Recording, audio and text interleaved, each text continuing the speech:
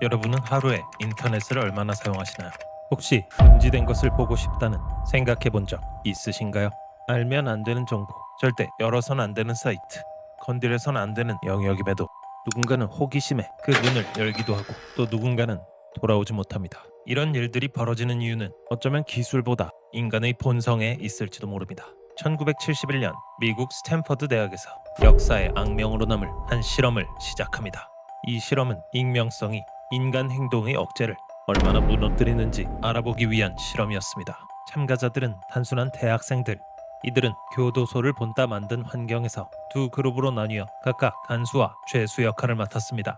간수 역할에게는 선글라스와 제복이, 죄수 역할에게는 번호표와 얇은 실험복이 주어지게 되었죠. 연구팀은 참가자들에게 필요한 통제는 스스로 결정하라고 말했습니다. 그리고 그 한 문장이 실험을 통제 불가능한 방향으로 끌고 가기 시작했습니다. 연구팀이 함께 있던 첫날까지는 조용했습니다.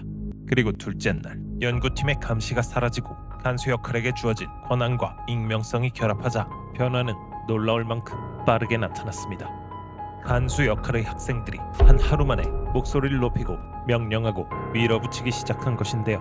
갑작스레 바뀐 분위기에 수감자 역할의 학생들은 순식간에 위축되고 불안해하고 복종하기 시작했습니다. 단지 실험 참가자인 학생이라는 사실을 잊고 점점 거칠어지는 간수역 참가자들의 행동들 때문에 당초 2주간 계획되었던 실험은 단 6일 만에 중단되고 말았죠. 이 실험은 익명성과 감시를 받지 않는다는 상황이 결합하는 순간 인간의 잔혹성이 스스로를 통제할 수 없는 존재로 변하게 한다고 말합니다. 그리고 이런 조건들이 완벽하게 충족되는 곳이 바로 다크웹입니다. 여러분이 보고 있는 이 화면의 이면엔 다크웹이라는 또 하나의 세계가 존재하죠. 우리가 쓰는 인터넷은 전체의 단 5%에 불과하며 나머지 95%는 아무도 들여다보지 않는 어둠 속에 있습니다. 그곳엔 법도 윤리도 인간성도 없습니다. 그 문을 열고 들어가는 순간 인터넷은 더 이상 우리가 알던 안전한 세상이 아닙니다. 신용카드 정보 한 장 5달러, 위조 여권 200달러, 은행 접근 계좌 800달러. 이곳은 인간의 탐욕, 공포, 쾌락이 뒤섞인 데이터 거래의 지옥입니다. 그리고 그 데이터는 너무도 쉽게 한 사람의 인생을 무너뜨릴 수 있습니다. 2019년 대한민국 한 대학생의 개인정보가 다크웹에서 단돈 3달러에 판매되었습니다. 그는 불법적인 일 같은 건 아무것도 하지 않았지만 그의 이름은 수십 개의 불법 사이트의 운영자로 등록되어 있었죠. 그는 그를 범죄자로 규정해버린 경찰에게 체포되고 맙니다. 나중에 밝혀진 사실은 2년 전 그가 딱 한 번 이용했을 뿐인 쇼핑몰의 데이터가 다크웹에서 거래되고 있었다는 사실이었습니다. 이름과 전화번호, 이메일, 고작 3달러로 한 사람의 인생을 팔려버린 것입니다. 또 2018년 미국 플로리다에서는 한 남자가 다크웹에서 살인 청부를 의뢰하기도 했죠. 그는 암호화폐로 1만 달러를 송금했고 대상의 이름을 남겼습니다만 천만다행히도 그 사이트는 FBI의 함정 서버였습니다. 범인은 잡혔지만 너무도 쉽게 누군가를 해할 수 있는 시스템이 실재한다는 것은 매우 끔찍한 일입니다. 그리고 여기 다시는 떠올리고 싶지 않을 위협을 겪은 한 남자가 있습니다. X는 해커도 기술자도 아닌 평범한 대학원생이었습니다. 다크웹에 처음 들어간 이유도 단순한 호기심이었죠. 그냥 궁금해서 어떤 곳인지 보기만 하려고 했어요. 그는 다크웹 브라우저를 설치했고 인터넷에서 떠도는 추천 리스트를 따라 접속했습니다. 대부분은 단순한 마켓 페이지나 내용이 없는 공백 페이지들이었죠. 그렇게 페이지들을 탐방하던 중 X는 묘한 한 링크를 발견합니다. 어떤 설명도 써있지 않은 그 링크를 클릭하고 잠시 후 화면에는 의미심장한 장면이 나타나기 시작했습니다. 거의 아무것도 안 보였어요.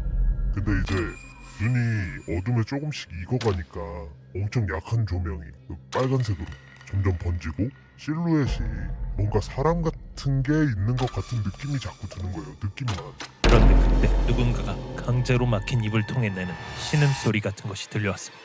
그는 페이지를 나가려 했지만 마우스와 키보드가 작동하지 않았습니다. 몇 초가 너무도 길게 느껴지던 그때 영상이 꺼졌고 어둠 속 찰나의 순간 X가 본 것은 묶여있는 사람의 형태였죠. 그리고 검은 화면에 아주 희미한 초록색 글씨가 떠올랐습니다.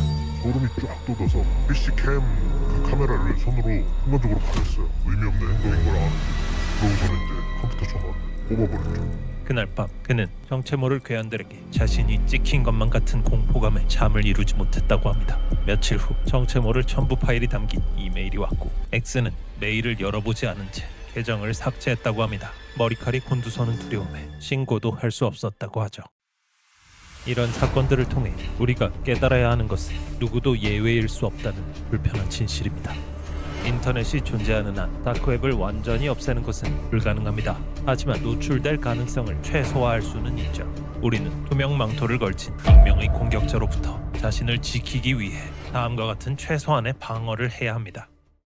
첫째, 같은 비밀번호를 재사용해서는 안 됩니다. 많은 사람들이 은행, 쇼핑몰, 이메일 등에서 같은 비밀번호를 사용하는데요. 단 한 군데만 털려도 삶 전체가 무너질 수 있기 때문에 금융 사이트나 중요한 어플마다 다른 비밀번호를 쓰시는 걸 추천드립니다. 둘째, 2단계 인증은 필수입니다. 보안 인증 시 OTP와 같은 2단계 인증은 공격자가 비밀번호를 알아도 우리 계정에 접근할 수 없게 만드는 가장 강력한 방어막입니다.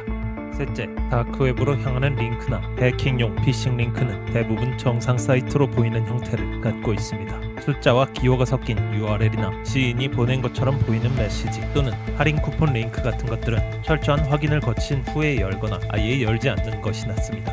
넷째, 정말 드문 경우지만 이미 다크웹에 내 개인정보가 올라간 경우 몰라서 방치하는 것이 가장 위험합니다. 내 이메일 주소가 유출되었는지 확인할 수 있는 사이트를 활용하여 유출된 기록이 있다면 즉시 비밀번호를 변경하고 금융계정은 주기적으로 사용 내역을 점검하는 것이 좋습니다.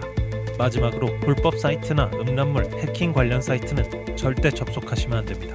단순한 호기심으로도 접속 기록이 남고 악성 스크립트가 자동으로 실행되기도 하고 심지어 내 카메라나 위치 정보가 노출되는 경우도 있습니다. 인터넷은 우리에게 큰 자유를 주었지만 그만큼 숨은 위협도 늘어났습니다. 우리가 할 수 있는 최선은 공포에 휘둘리는 것이 아닌 스스로를 보호할 최소한의 장치를 갖추는 것입니다. 다크웹은 분명 위험하지만 그 위험은 알고 대비하는 사람에게는 훨씬 작아질 수 있습니다. 우리의 정보와 안전, 우리 자신만이 지킬 수 있습니다.